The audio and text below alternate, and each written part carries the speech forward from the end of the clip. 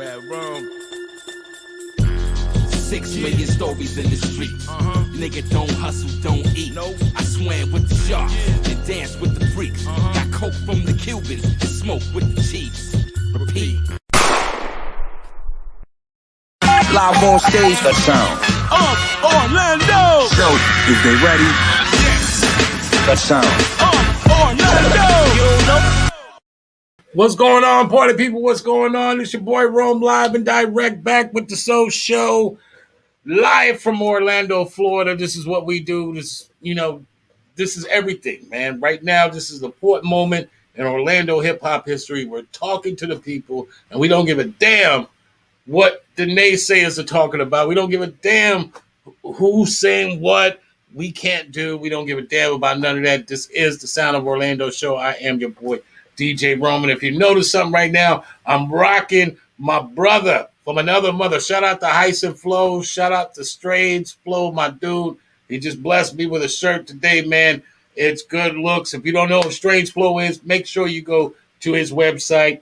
Make sure you go to the Red Rum AOD website. Support local businesses. Support local people. This is the show, and this is what we talk about here. All right, now, my next guest, we're going to get right into it. He's a legend.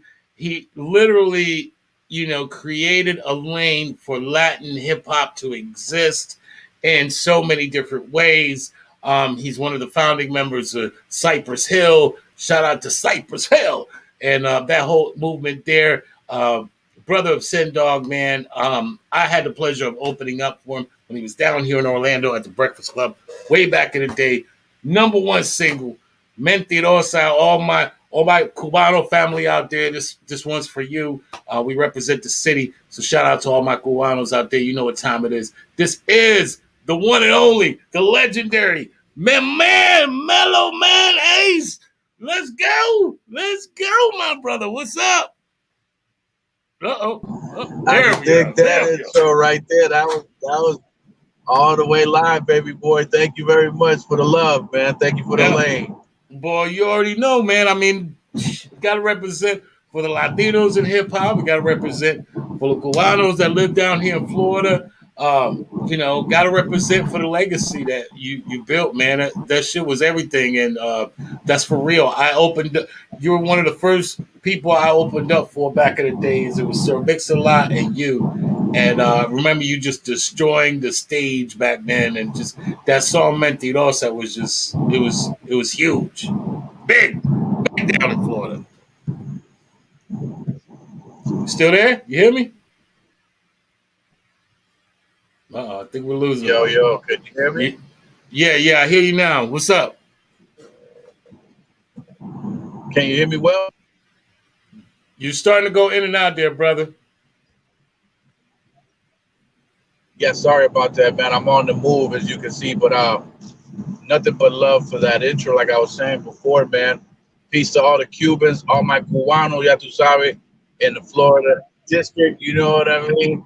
Everybody. Right. Peace. Shout out to Mr. Schick on the check-in. He's checking in right now as we speak. Shout out to you, my brother, Danny Rivera, Schick, man. Wepa, ahí nada más. Yes. Salute, man. Like I said, you were big, you were huge down here in Florida. Obviously, with all the Latino presence out here, but I mean, the song was just dope. It didn't matter if you were Latin. Like the song, everybody just got it. Talk about what it was like coming up with that song and coming up with that, Escape from Havana, and what was that like building that, considering the lack of Cuban footprint in California? What was that like? Well, I mean, the hip hop struggle was the same. You know what I mean? You battle, you do battles, and you rhyme wherever you can get your shine at. House parties and high school dances and bar mitzvahs, goddammit. You know what I mean? You take the mic anywhere, but in the park, we had a lot of those, and just trying to get your name to bubble, without social media. we would grab the mic anywhere we could.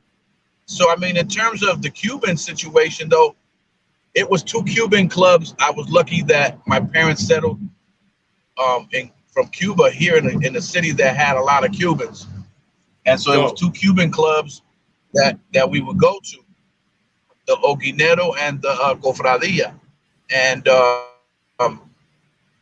so when we go up in there and do like dirty, me and my brother would go in there and do like dirty ass Mas Pingón lyrics, and he had this record.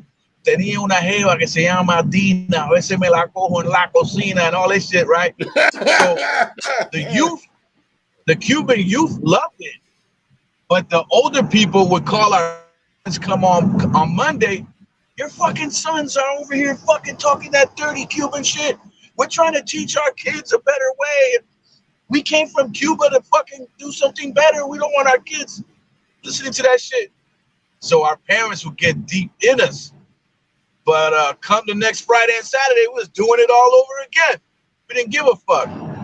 And I think that's what set us apart. So when it came time to actually write records, Mas Pingón was my first single. It was a no-brainer. The streets already knew it. And then we were able to parlay that into a Capitol Records deal, where then I wrote Mentirosa and created that Spanglish flow. Yeah, man, that was just insane. Shout out to Mr. Sheck as the originator, and you just took what he started to a whole next level, and you opened a lot of doors for people that, you know. Yeah, I mean, Mr. Sheck, like I always tell him, he showed me it was possible in 1981. And right. then when I picked up the torch in 87, 6 years had gone by that nobody did nothing in Spanish. So I was like, I had already said to myself, I want to be like that guy. You know what I mean? And then adding on to the culture, I didn't just want to be a biter. So I created this Spanglish flow of English and Spanish to add on to culture. You know what I mean? Right. And I think that's the one that really catapulted the whole Latino thing into the mainstream and really made record companies look at us as a viable artist, you know, that we can move units. And talk to the people real quick. Talk to the people real quick and tell them how difficult it was for the Latino footprint in the beginning. How hard was it to be taken seriously, if you will? Yeah, most definitely. I mean, we got shut. I personally got shut down about 4 or 5 times from record companies and some shady guys that were old school dudes who were looking to, you know, take advantage of up and coming kids and take them for their publishing and all that kind of shit. So I was lucky that I had my man DJ Muggs looking out for all of us early on. And if it didn't feel right, Muggs wasn't gonna do it. You feel me? So right. So Muggs was with you guys back at the beginning too. Oh yeah, Muggs. Well, I mean, not the beginning, but he came along at the right time. You feel me? Right. He real. You know, when people were looking to sign me and us and the group, you know, and the only reason I didn't stay in Cypress Hill was because a couple things happened. My pops kicked me out of the house, and my brother was more content with pleasing pops, and my man Be Real, he was on the block, and so I had to kind of grow up faster than my older brothers, and I had to really get on my shit. So when pops kicked me out, you got to remember that our house on Cypress Hill was the hub, you know, for all the MCs, for all the DJs to come and kick it and do what we do. So to not be able to go home and get that love, I can't even go in the refrigerator no more. You know what I mean? So I had to really get on my shit. And I started meeting this one and that one. And I started going to parties and going to the right places, while the other guys was not really as focused as I was, because I had to be. Feel me? Right. So that's the only reason I had to leave Cyprus. But you know, I tried later on to get them on, only to have our guy Muggs decline those deals. You know what I'm saying? Right. So that's how that went down. So and so you're like it's nationwide. I mean, there's a buzz. You're on TV Raps. With one of the first Spanish Spanglish rap on your TV Raps, Rap City. You know, what was that like Yeah. for you? Carrying the flag like that. I mean, you can only imagine. I mean, I was the face for all things Latino there for a minute, and it was a heavy weight, man. You know, I ain't gonna lie to you and say, yeah, I took it in stride and all that kind of bullshit. It was a heavy cross to bear. You know what I mean? Right. So, but aside from that, it was a lot of fun, and I think we were able to open doors for the rest of the world. You know what I mean? I'm pretty sure I was the first Latino to tour abroad. You know what I mean? We're talking about Costa Rica, Colombia, you know, Santiago, Chile, and Panama, and all these other places. And we were able to plant the flag there. Right. That and other cats were able to, you know, build off of that. Right. And it's crazy because everybody that probably grew up in 2000, even if they're 20 right now, 21 right now, for them, reggaeton and Spanish rapping has been around forever. You know, but right, but there was a time when it didn't exist. Exactly. And we had to create these styles and these bilingual flows just to be different than Big Daddy Kane and KRS-One and Tribe Called Quest and Gang Starr, Beastie Boys, Public Enemy. I mean, the list goes on and on and on of how being that different and using our own culture was able to separate me from what was already out there. Feel me? What did your peers think of you? Oh man, once I made it, I mean, Pops was like, "Oh yes, come back to the house. I love you," and you know what I mean, all that type of shit. And I even brought him on a couple of the Spanish TV shows and whatnot, and they would interview him and my mother and all that. And you know, it was all love and fine and dandy then. But I was like, "Yo." Underneath it, I'm thinking, you fucking liar, you kicked me out of the fucking house. You know what I mean? But yo, I didn't hold any hostility towards him. As a matter of fact, to this day, he lives with me. I take care of him now that he's an elderly man. And, you know, I make sure that he's good. So I didn't hold any bitterness. I mean, he was just trying to show me that to become a man, and I get it. You know what I mean? Right. And what did your fellow MCs, people out there that knew you, and you know, mind you, this was all like during this new wave of LA stuff, like stuff coming out of the West Coast. What did your fellow rappers think about what you were doing? Were they impressed? Were they inspired? Well, to be honest with you, man, it was a lot of hatred from cats.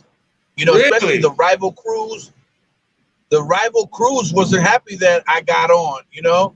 To this day, some of the motherfuckers won't push a like on a Facebook post, you know what I mean? Because they jelly still. But wow, what are you gonna do? What are you gonna do? I mean, we was crushing them at the party, now we're crushing them on records. It's not my fault. We had that it factor, you know what I mean? Right. While they were pretending to be MCs, we was MCs. Right. And y'all guys had a different energy about you from the beginning. That whole thing that came out of Cypress Hill, it was just, you know, that whole energy. You guys moved different. You sounded different. Was it something about that particular neighborhood, or was it just y'all? I think it was just us, because we had a very East Coast we had a very East Coast mentality. You remember our DJ was from Queens, New York, and Right. so he brought that killer instinct to us. I mean, we were already crazy. We were already crazy as a unit with my man Tomahawk Funk, my man Crazy D, who was the only Mexican in NWA. He would come mess with us too, and so he Right. was part of the crew that was with us, like internally. And then we had my brother Sendog and my younger homie Be Real. I mean, we were all vicious. We were at that time battle rappers. You know what I mean? So Right. when you Right. hear records like Mas Been Gone, I'm yelling at you. I'm Right. yelling Right. on you like your father type of shit. And back then, coming out of that '70s era where the MCs were, you know, Right. and shit Right. like that, we were screaming on niggas. We were screaming on niggas. So other guys tried to be real cute in that time frame and Yes. try to like mimic what we were doing, but you know, people hate an imitation. You know what I mean? And That I part. think people saw through what it was. You know, there was other guys that was trying to get with us in Spanish, but they just couldn't see us. They Right. couldn't see us. And You that's know? crazy. And that's crazy when you think about there was one representation um, that was modern and during that time, and that was you, the original Mr. Shaq, and then for the reggae, it was a general, and that was it. And that was it. It was the only Latin representation as far as the culture was concerned, and you guys stood on a mountain Well, in that regard. yeah. I mean, and I remember in '89 ish, I heard a kid out of Puerto Rico named Vico C, and I think his only was that he was stuck on the island. You know what I mean? And Right.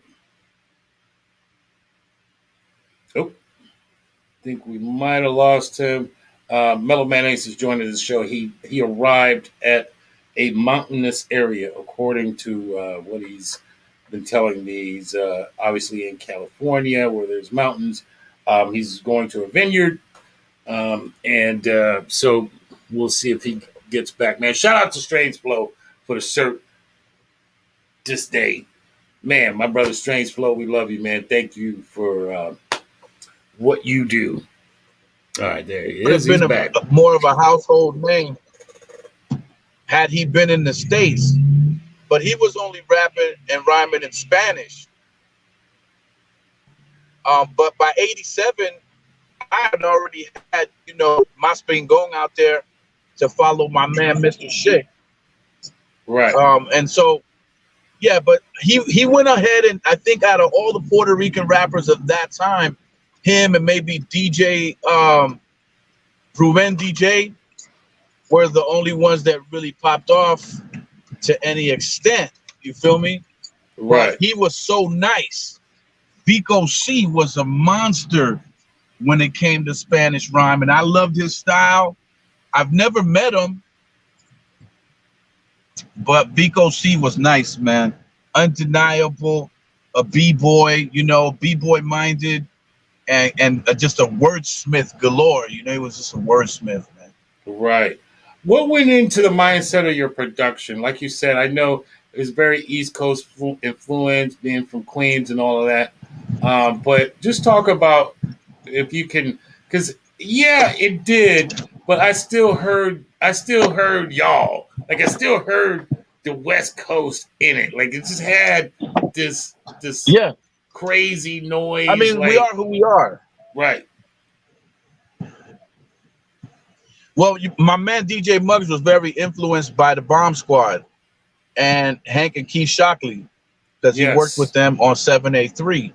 So he had those eerie screeching sounds and all that early on in the game. So on my joint River Cubanos, you could really hear that.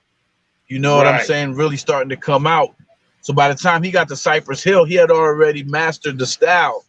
You feel me? So and us being West Coast dudes, I mean, our influence is our reality, right? And so as for me, I never, thumped my head, my chest, or acted like I was moving with, with the more gutter dudes, like, out there moving yay and doing all that type of shit, or the gun clapper dudes. Even though I had homies like that, I did something completely different.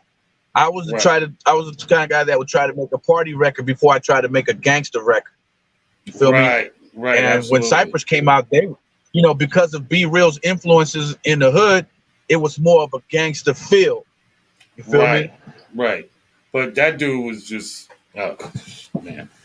Lyrically, I mean, it was just. I'm starting to go up in altitude, so I'm gonna lose you.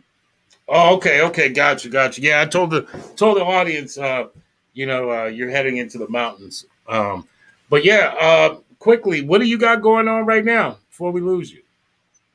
Yeah, we got the new single that dropped day before yesterday, Mellow Man Ace featuring Rodney O. The joint is called No Joke. Check that out. It's out right now on all platforms. Yeah. Okay. And then also I got my new podcast is called Havana Lounge Podcast every Thursday at 7 p.m. PST. My next guest will be Thursday. Every Thursday, 7 p.m. My next guest will be Brian Hunter of the Atlanta Braves teams that played with Smoltz and Maddox and Glavin and all them. And I've had, Dana Dane on there. I've had Rodney O. It's a broad show. It's not just about music. It's about wine and cigars, sports. Right. I give you sports updates and things of this nature. And we have wine and cigar reviews. So I got that coming out, already out. So check for us every Thursday on my YouTube page, Mellow Man Ace TV. We got the record release party coming up.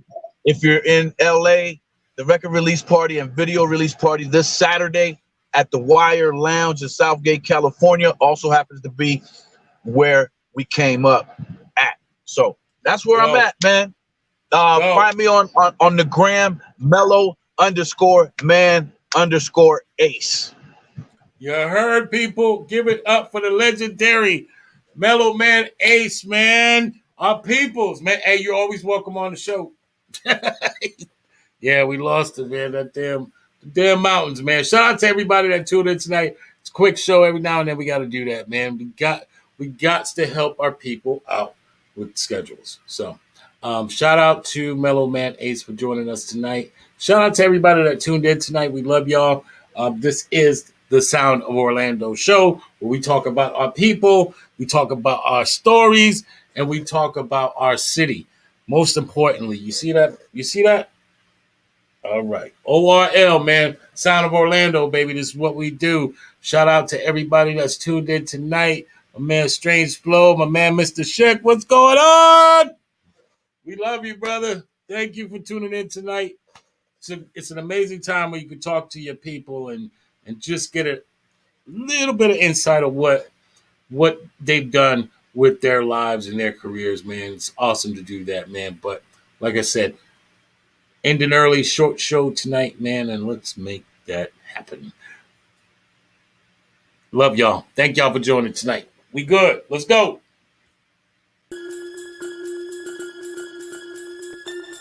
Red Room. 6 million stories in the street. Nigga don't hustle, don't eat. I swam with the sharks and danced with the freaks. Got coke from the Cubans and smoke with the Chiefs. Repeat. Live on stage, the sound. Orlando. So, is they ready? Yes. The sound.